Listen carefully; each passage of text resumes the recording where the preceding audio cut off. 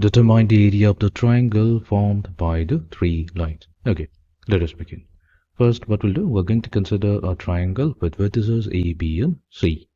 Let us suppose that the side AB of this triangle is represented by the equation x plus y equals to 6. I'm going to label this as equation number 1.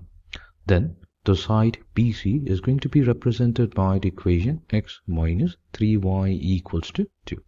So let's call this equation number 2.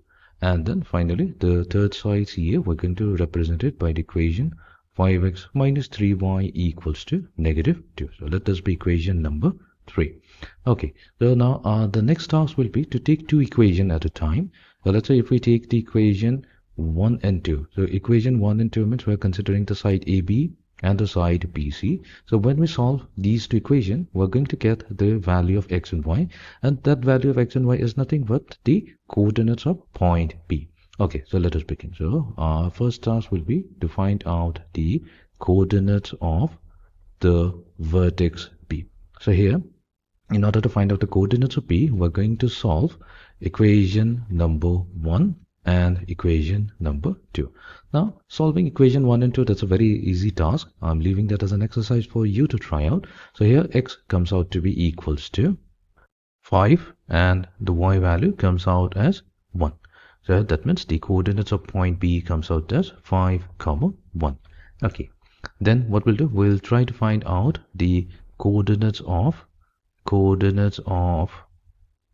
let's find out the coordinates of point C. Now, in order to find out the coordinates of point C, what we have to do here is we have to solve. So C means we have to solve BC and CA. We have to solve BC and CA. So BC corresponds to equation number 2.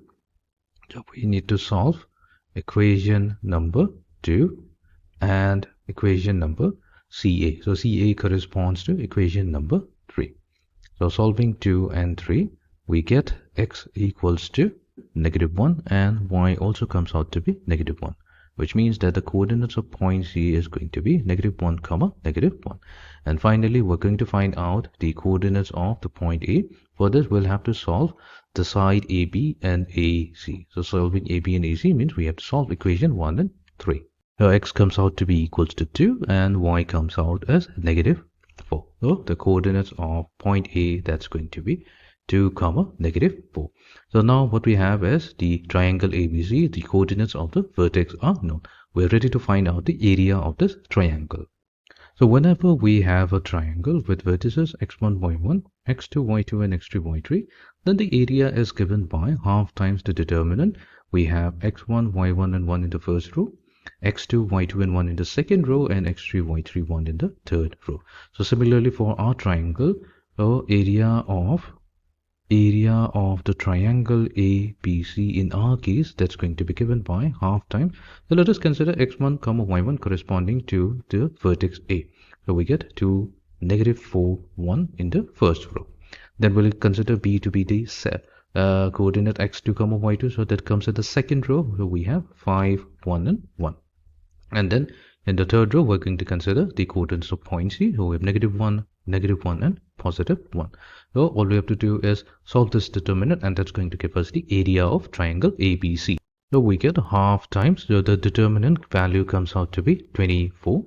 So half of 24, that gives us 12. So we have finally obtained the area of the triangle. So thus the area of the triangle ABC, that is going to be equals to 12 square units.